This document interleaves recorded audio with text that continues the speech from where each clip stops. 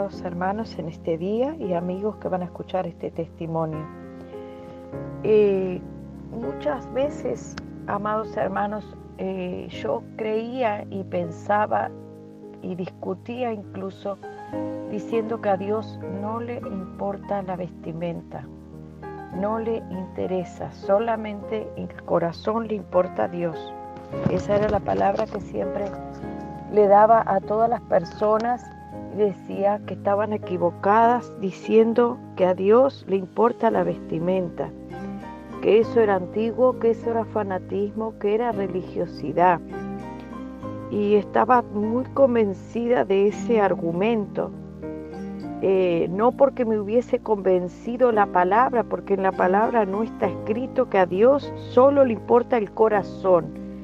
Es verdad que Dios dice en su palabra que Dios quiere un corazón contrito y humillado delante de tu presencia. Eso es lo que habla respecto al corazón la palabra. Pero no dice en ningún lugar que a Dios solamente le importe el corazón, porque hay que mirar todos los versículos y toda la palabra tal cual está escrita, sin sacarle nada.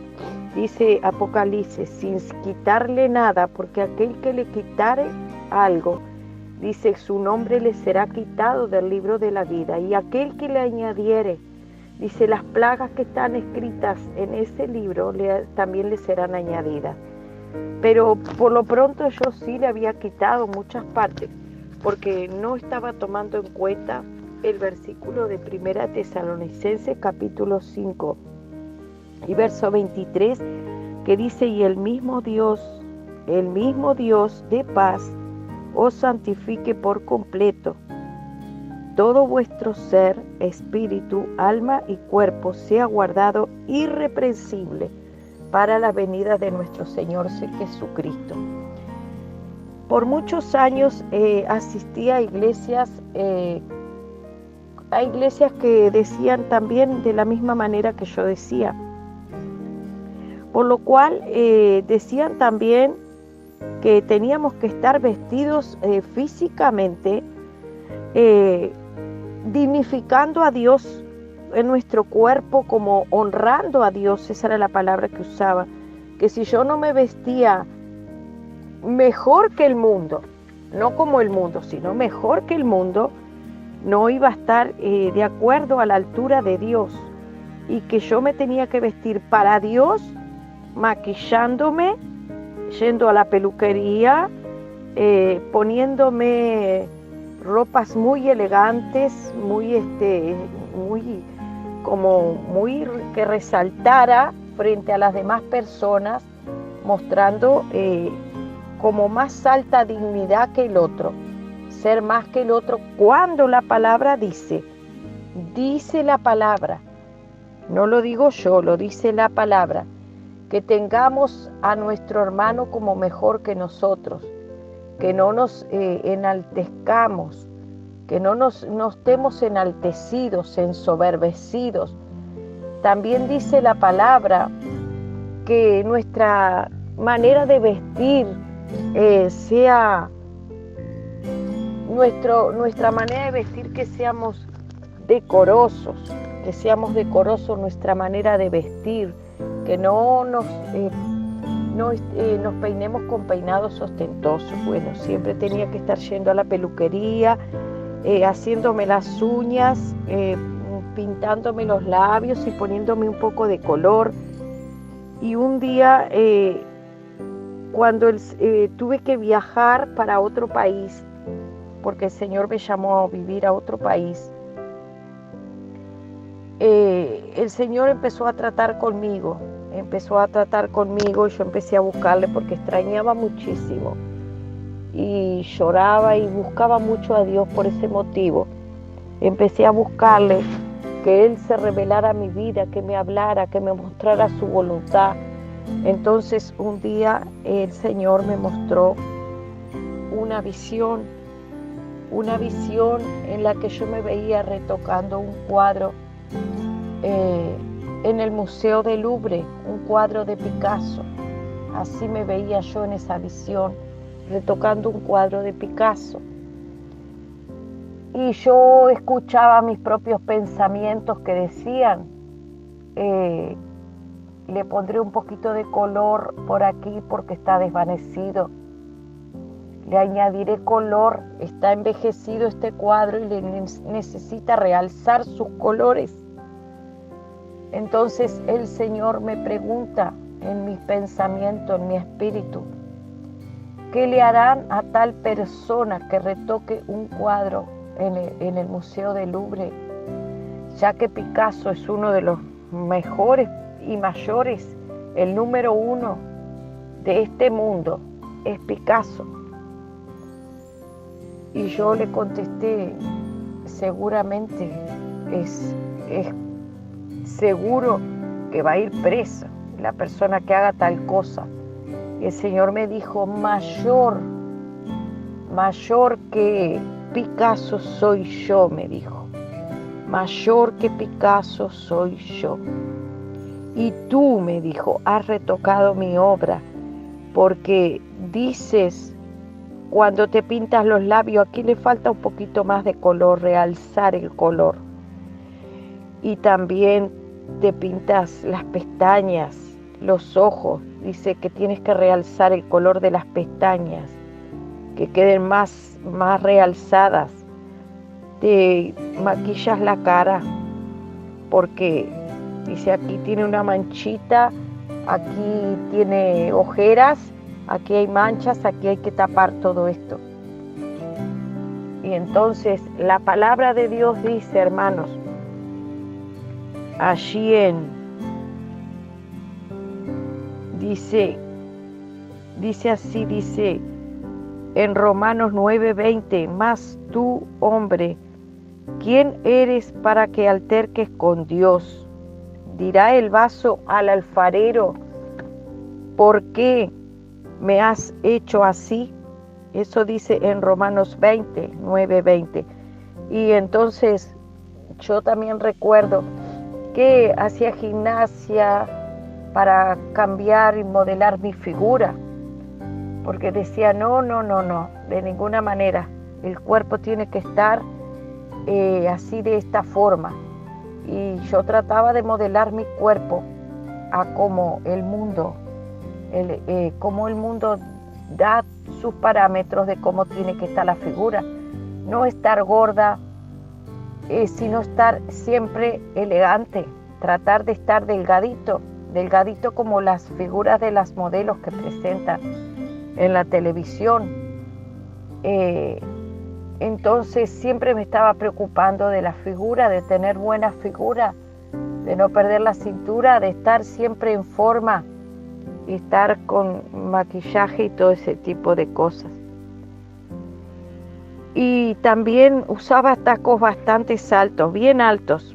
Y entonces también el Señor, cuando empezó a tratar conmigo, me dijo de esta manera, dice, ¿y quién de vosotros podrá con afanarse añadir a su estatura un codo?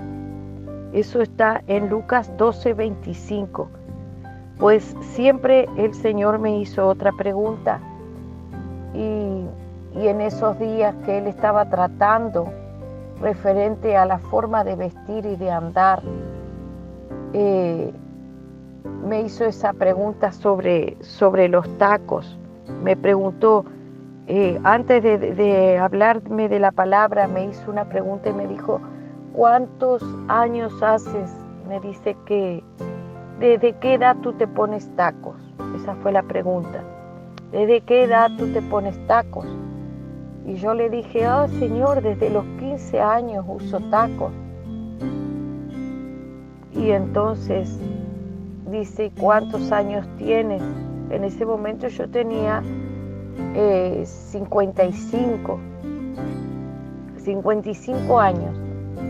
Y entonces el Señor me dijo, hace 40 años, yo saqué la cuenta cuántos años, hacía 40 años que estaba usando tacos, y el Señor me dijo, hace 40 años que me estás diciendo que te hice corta, que me faltaron 10 centímetros, por eso te los añades. Es verdad, hermanos, yo estaba desconforme. Estaba muy desconforme con la altura que Dios me había dado y siempre decía, Señor, te faltaron unos centímetros. Y dice la palabra aquí en Romanos, gloria a Dios, y se podrá decirle el vaso al alfarero, dice, ¿por qué me hiciste así? El Señor me dijo, tú tienes soberbia, orgullo y arrogancia, porque le decía al Señor cómo tendría que estar. Y tal vez usted también le dice, mira, aquí me sobra un poco, aquí me falta. Y tú le estás diciendo y dirigiendo al Señor en cómo el Señor te hizo.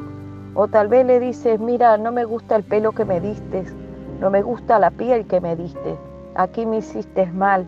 Tal vez usted también esté como yo, juzgando y criticando al que lo hizo. El Señor en el Espíritu me mostró también una repisa llena de muchos vasos de barro y me mostraba que eras un placer y un deleite para Él. A uno los había hecho largos y larguitos y flaquitos, y otros eran redonditos y gorditos y bajitos, otros eran más oscuros, más claros, todos diferentes, no había uno igual a otro. En eso Él se deleitaba, en hacerlo a todos diferentes, exclusivos, diferentes, no igual uno al otro. Y los estereotipos que el mundo nos muestra y nos enseña en la televisión y en las revistas es así te tienes que vestir y así tienes que ser. Y si no tienes una figura de 90, 60, 90 y te mantienes eternamente por los años que vivas en esta tierra, no eternamente, pero sí por los años que tú vivas en esta tierra, tú no estás bien. Entonces entra la persona a tallar y a tratar de cambiar. E incluso tampoco aceptaba las canas, por lo cual yo me teñía el pelo. Me teñía, y entonces el Señor allí me dijo, esa es la honra que yo te he dado. Y tampoco aceptas mi honra, me dijo, tú no aceptas la honra que te he dado. En Levítico 19:32 dice, delante del anciano te levantarás y honrarás el rostro del anciano, y de tu Dios tendrás temor. O sea, Dios es el que da la honra al anciano y el que le dice al mundo entero, delante del anciano te levantarás y honrarás el rostro del anciano.